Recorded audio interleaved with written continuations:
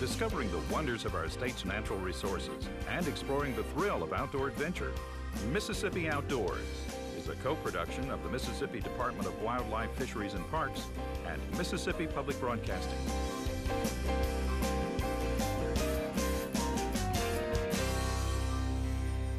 Welcome to Mississippi Outdoors. I'm Amanda Mills. And I'm Melvin Tingle. Thanks for joining us. In our first story, Tide Shayu is after small game as he goes squirrel hunting in Rankin County. Hey, then I joined my good friend for some crappie fishing on the Ross Barnett Reservoir. Let's go. Hey.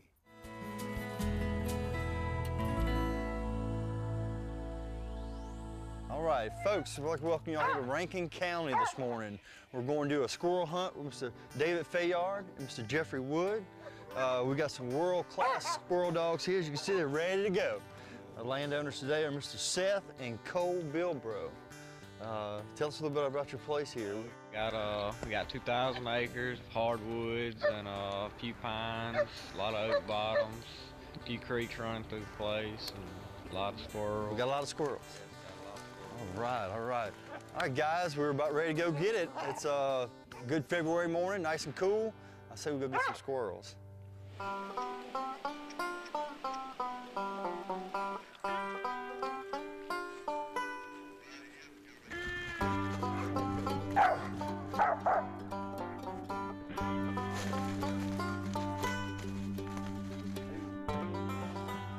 Today I'm using a 17 HMR new rimfire.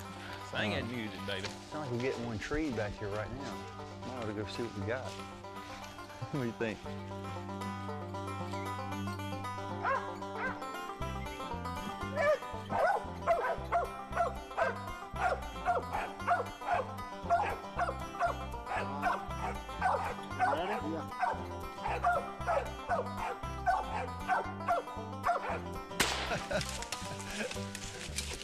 First squirrel of 2008.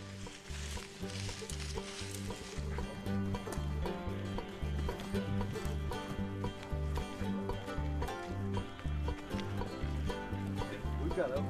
Jeffrey, tell me a little bit about this dog. These are original bred mountain curs. Most of them come out of Tennessee. This particular one's off of a real famous, I guess his daddy is for reproducing squirrel dogs, Carr's Creek Cos. And his mother is Tippy.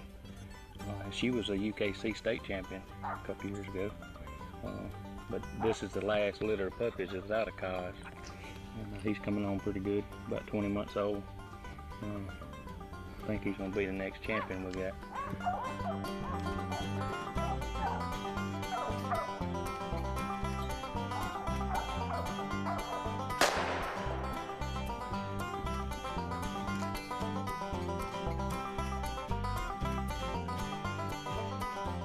So Jeffrey, Editoma Creek Kennels, what do y'all normally look for as far as characteristics, or what do you want out of your dog? Basically, you know, you want your dog, like a squirrel dog, to use all the senses that he has, like the eyes, ears, and his nose.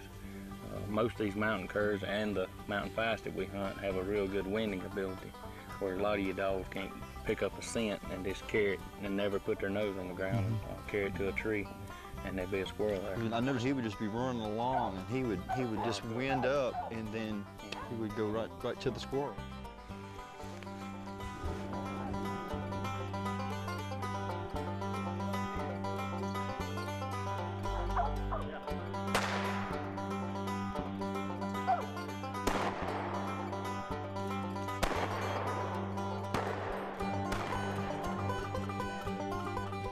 A lot of dogs can't do that, but that's kind of what we try to breed for, and it usually works out better for you. You're gonna kill more squirrels on bad days when squirrels are not moving that well. He'll smell them in the trees. Yeah. As far as squirrel have never been on the ground. Goodness. A lot of people call it a layup, where the squirrel's not even touched his foot on the ground. He just laying on a limb up there 20 feet up off the ground or something. The dog just pick him up. When the scent conditions and the wind is just right, they'll just walk right up to it. It'll amaze you sometimes when they walk on their back legs and just lock up right there on a tree. And there he is. And they have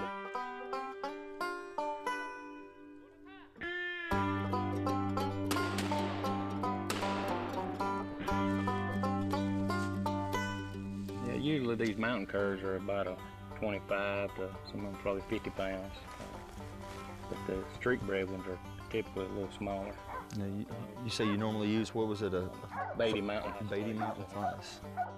And we do cross some of them occasionally with a mountain curd because they do kind of go together, look alike in a lot of ways.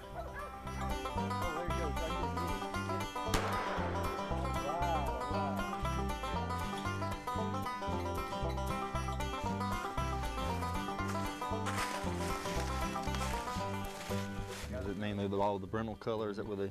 Well, most of the Beatty dogs are red and blonde and black. Occasionally you'll get one that's a little brindle on it. But, mountain curs like these are usually like a red and white or yellow, brindle and white.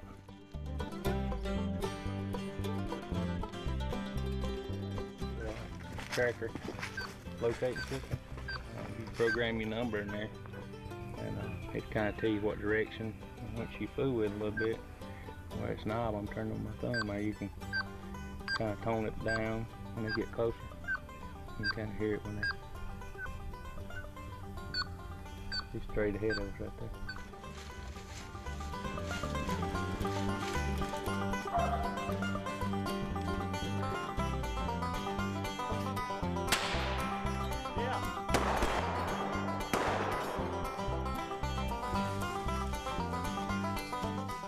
But now we have gravy. And a little meat to go with the gravy. All right, David, tell us a little bit about your dog that we have here today. This is Hudson's Buck. We call him Frank or the Dirty White Boy. He got a lot of different names. We've won 4 or 5 hunts with him in the last few years. He's about 7 years old now. He's starting to slow down just a step or two, but he's still a pretty fair dog.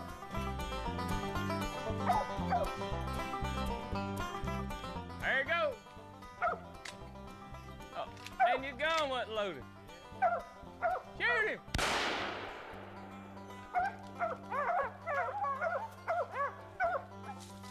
Pretty little cat squirrel. Todd put a whoop on him. We thought he had missed, but I believe he I think he had a heart attack. I don't think I really hit him. I think he just shot beside him and scared him a little bit. He jumped out. You see, you've won some titles with him, or? Yeah, we won 2005 World Hunt, 2005 Mississippi State Champion. He went to Dayton in 2006, won the hunt up there. He won one NKC hunt and placed in a couple more.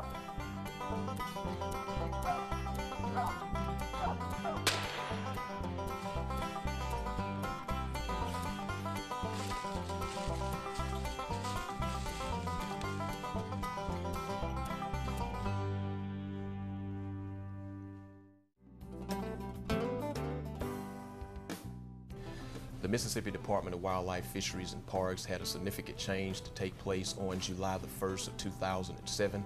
All hunting and fishing license purchased on or after July the 1st will be valid for 365 days from the date of purchase.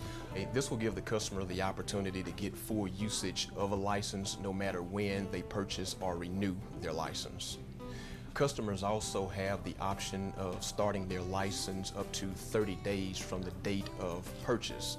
If I purchase my license on today, I do have the option to tell the store clerk that I want my license to become effective 20 days from now. All hunting and fishing license can be purchased at your local bait and tackle shops, and also you can go online on our website, which is MDWFP.com, or you can purchase it over the phone on our toll-free number, which is 1-800-5-GO-HUNT. Yes, I'd like to call it order license.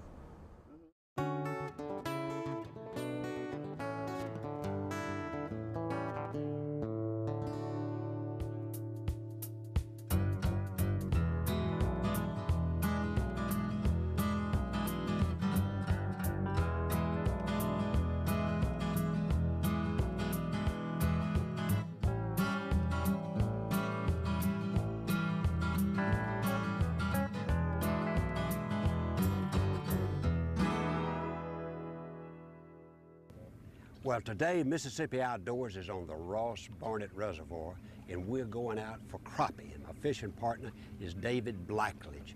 David, this is the time of year that you get real excited, isn't it? It is, and that's because, again, they move into that shallow water and they hit it hard, and you get to pull them out of the grasses and lily pads and everything, and that's when it happens shallow. This is the spawn. We're in the beginning of the spawn on Ross Barnett Reservoir for slab crappie.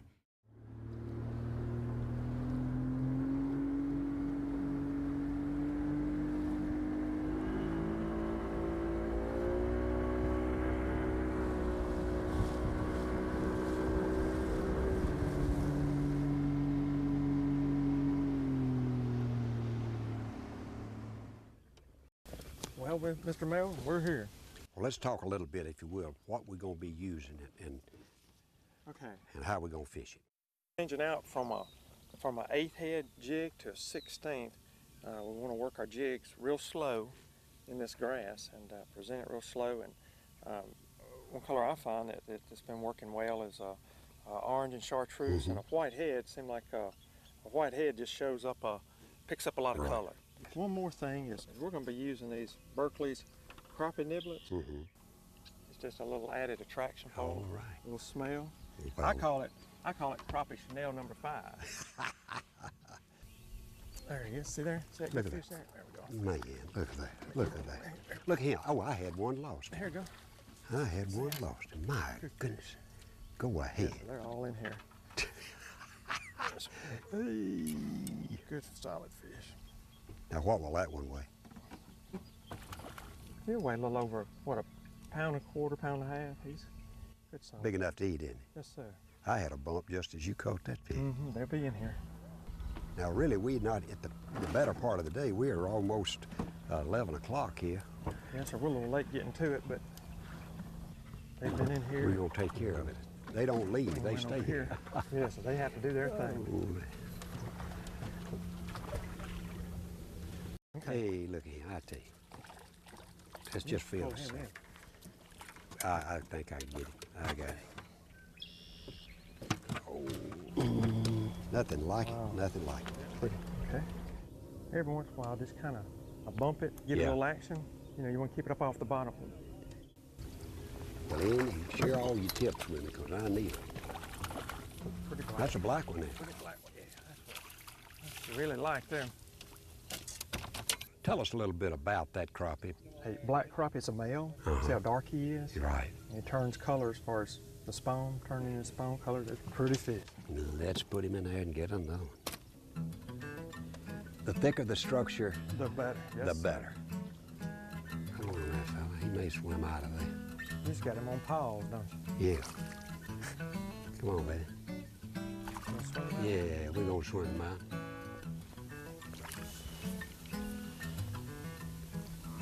All right.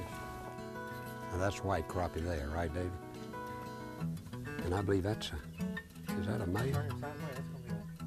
That's a male. That's Yep.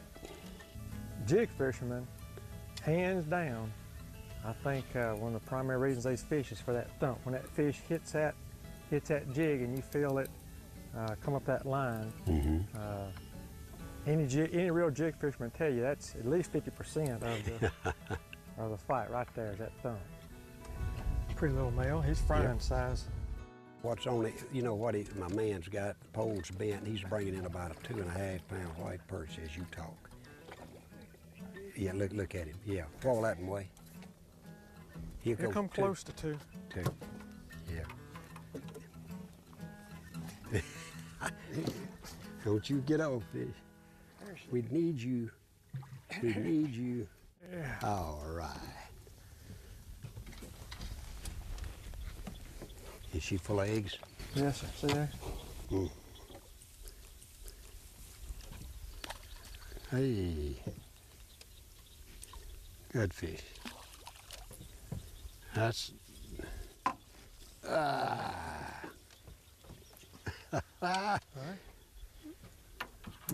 Right in that grass. Now, David, the reason we're in here is because y'all tore them up yesterday in here. Yes, sir. And came back this morning early and tore them up, and then we joined you a little later in the morning, and they've been slow.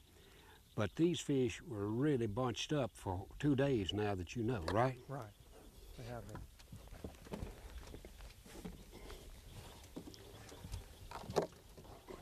This will give you some idea. And see, you know, Hold some of those up and female, just show them. See, just like the female, sure enough. I mean, it's good, just a good box of fish, you know.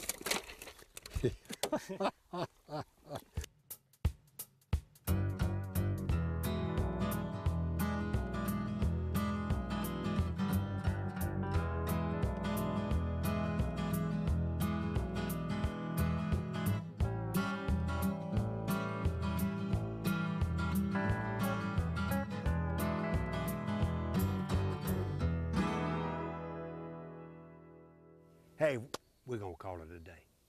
We've got a box full of fish we've got to go clean, thanks to David.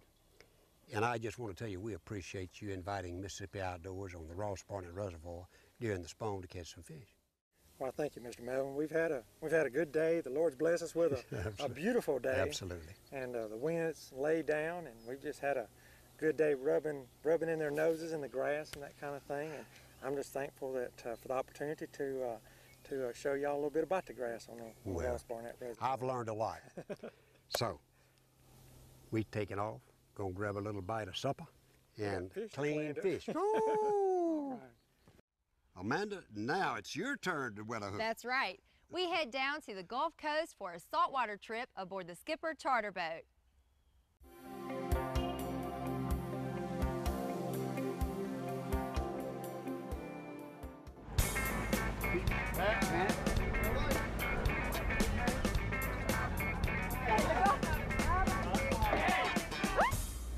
Today we're going deep sea fishing on the charter boat the Skipper out of Point Cadet, Biloxi. We have 3 generations of fishermen with us, including the captain, his son, and his grandson. We're going to be fishing for redfish, king mackerel, and whatever will bite, so come join us.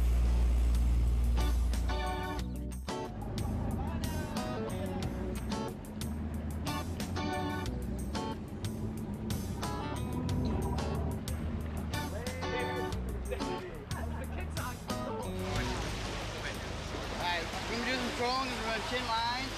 We're going to use the outriggers, and we'll have 2 lines on there with weights on them. And these, we have pointers on the other poles. What these do, they dive behind the boat. You're going to think it's a fish on them. When the big fish hits, you'll know it. The little Spanish mackerel are out here, or hardtails, little bait fish, they'll hit it, and it'll be like a normal fishing pole. It'll bob up and down. I'll be back here and I'll tell you when the fish on. By the end of the day, you'll be telling me when the fish on there. Pat, he goes get your fish.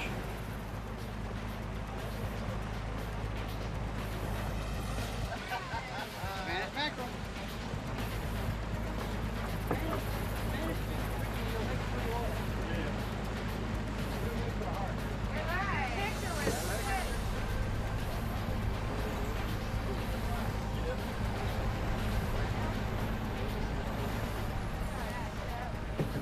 They had a young lady that needed medical attention and didn't have the money to do it, so they had a big raffle and had a big fundraiser for her.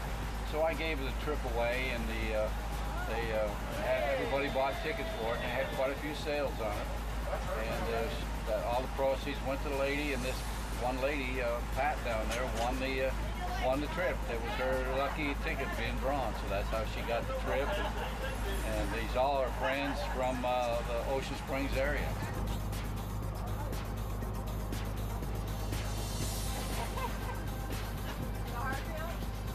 The fish this year has been really nice. It's been sporadic, but it's been nice.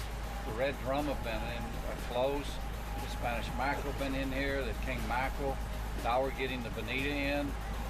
So it gives us something else to catch, a chance to fight a good fish. And there's also sharks in there, lots of sharks.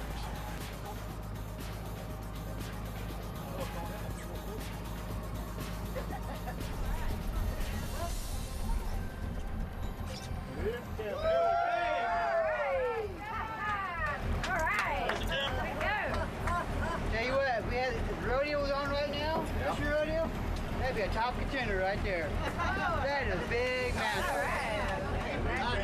That is a big Spanish. Fish on, y'all.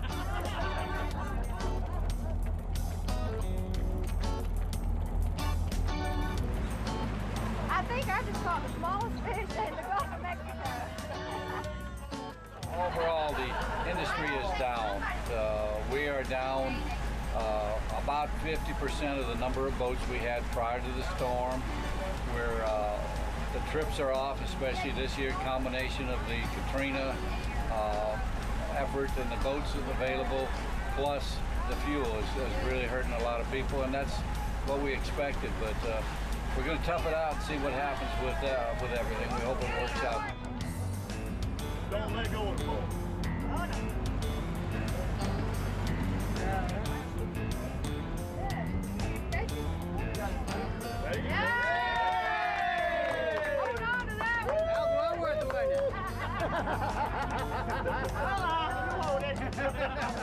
There's some new coalitions that we've had to form with strictly the fishermen and get together with commercial to get our interest in Washington, and that's where the problem is at. We do have a group in Washington today that is working on getting some legislation or some help from the congressman, fuel prices, and whatever we can do, because we got documentation of boats sitting at the dock in Key West because no people are down there. The fuel price is eating them up. All over the country it's happening the same way. So we're trying to get legislative ears to listen to what we have, and we have a lot of fishermen now, recreational fishermen, that are jumping on board to get their voice heard.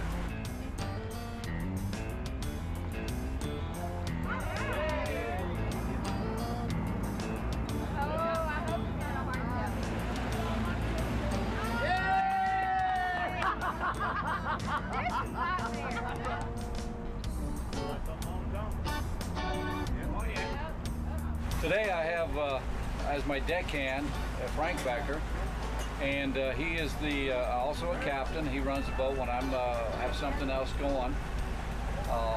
And I have my grandson on board. He is learning to be a deckhand. I have Jonathan Becker on board, and he's been out with us a few times, and he's coming along. Got to teach him from scratch, but that's the best way we want him. We don't want him to come on telling us we know everything about fishing. Well, how do you handle a customer?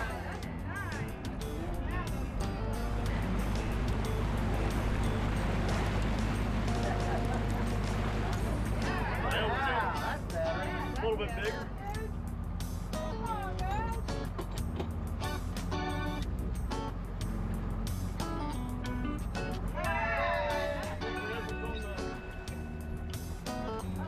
Oh yeah! Oh yeah! Oh yeah! Come on!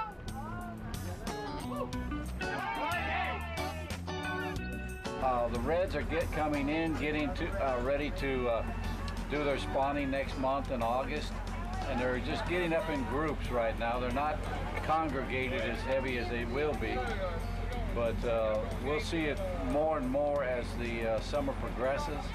Our best time for a red drum is now until late August. You did!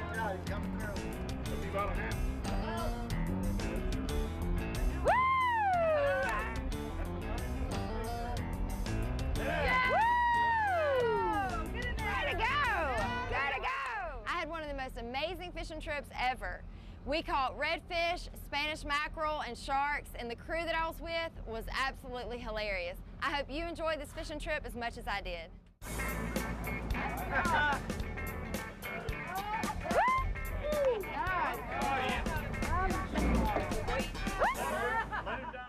Hey, that's all the time we have for now. Hope you enjoyed the show. Join us again next time for more exciting adventures. Until then, I'm Amanda Mills. And I'm Melvin Tingle. See you outdoors.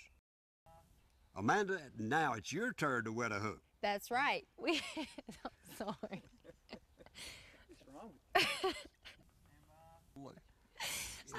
Say my lines, Russ.